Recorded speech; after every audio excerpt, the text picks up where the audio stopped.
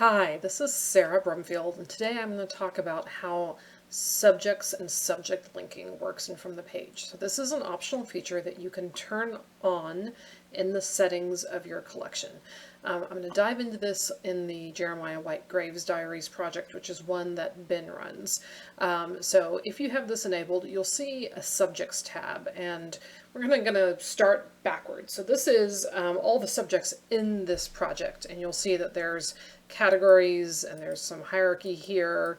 When you turn on subjects, we create by default just two categories, people and places, and then you can create additional ones as you need. You can kind of create them up here with this actions, but you can also kind of create them as categories emerge.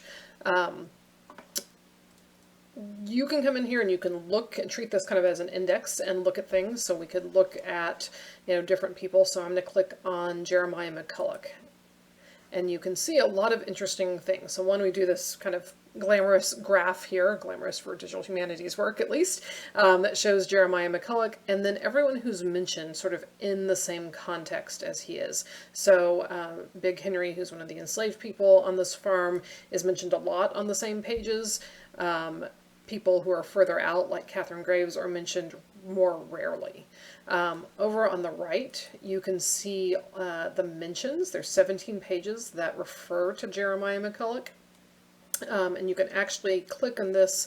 I have it actually open right here, and you can read all the pages where he has been mentioned and really where he's been referenced as a subject. And you can read those kind of in order, even if they're across different works in this. So we have, some diary work, but also some account work where he's mentioned.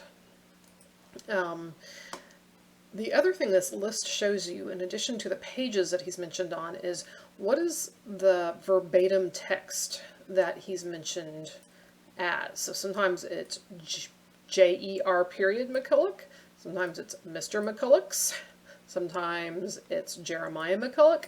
Those are all the same person, but obviously the verbatim text that's in the transcription is different in each of these references. So how do we actually encode that? Let's go look at a page.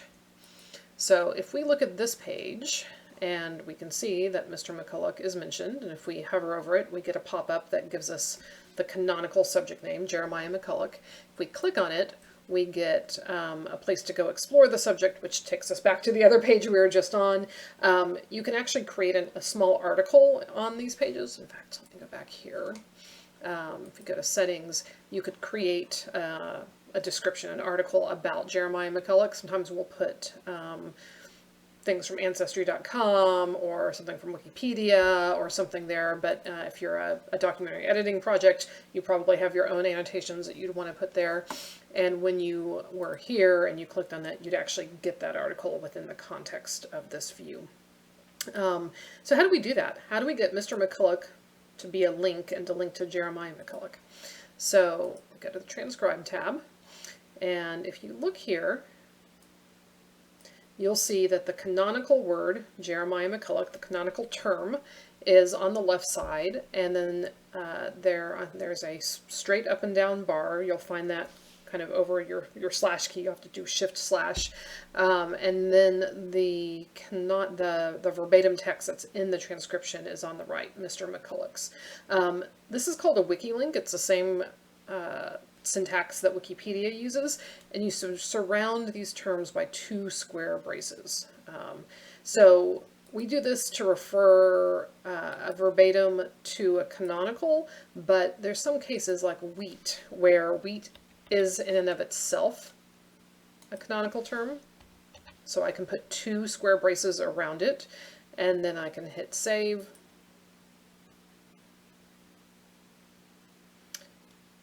Save. There we go, it saved it. And wheat should now be, if I come back over here, wheat is now a linked term.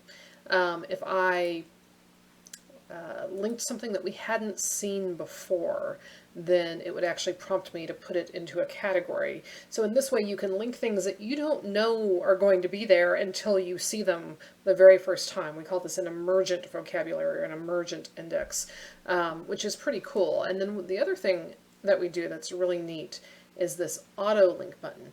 So if you go back and you think about Jeremiah McCulloch and all the different strings, let's talk like a computer programmer now, the strings that refer to Jeremiah McCulloch, we can try to match those and suggest that perhaps where this shows up is supposed to be linked to this subject, Jeremiah McCulloch.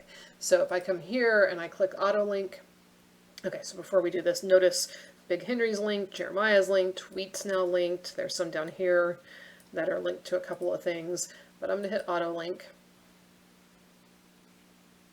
And all of a sudden, there is Mr. Chumbly, there's a little, okay, so this is not perfect, so you have to be a human who reads this and decides on every single link to decide if it's correctly. Like in this case, Little Mixed should not be linking to Little Henry, so I would take that out. Rain and Raining, though, looks like a good match. Again, Big, that's not a good match there. We linked Corn and Corn, so I'm not going to save this because I don't have the time to go through and check every single one of them, but if you're going to do a lot of this type of subject linking, it can kind of just give you a place to start. So no saving there. What else can I tell you about subject linking? You can actually enable GIS fields for subjects. So if I come into here and I click places and I say enable GIS for this category, and then I knew where Grasty's Mill was, which I don't, I could come into settings and I have latitude and longitude. We don't do anything with this other than provide it to you for export, but if you were to do this as you did your work, then you would be able to export all of your subjects. We provide a number of different spreadsheets of subject exports with the pages that they reference and links to those pages. So you could map these subjects and then also reference, link to all the pages that they're mentioned on, which is kind of cool. We also in the settings tab have a URI, so really that's for whatever you want it to be there for. You can see there's some links to Family Search that we've done for other things. Whatever a good canonical URI, if you want one, if you need one, if you want it to show up in your export, this is where you put it. It can be a string, it can be a URL, we don't really care, so you can kind of do anything. We also show these possible duplicates, and with text there's a lot of potential duplicates.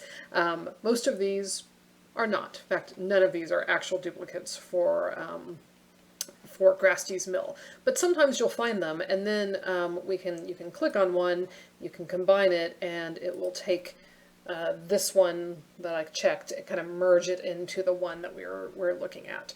And it will update all the links so that you don't have to go back and fix anything. So that's useful because a lot of times you'll link people especially, and then you'll discover they're the same person.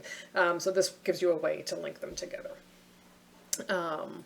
You can also link within these descriptions, which is kind of fun. So if you want to start building family trees or how different people are related to each other, that would be one way to do it, is to describe it in the description and to use these wiki links there to reference other subjects that you've mentioned. I think that's about all of it. I haven't shown you a lot of the exports. Actually, let me go pull some exports here. I'm not going to pull these all down because they take a little bit of time to generate, but export subjects has 3 different spreadsheets.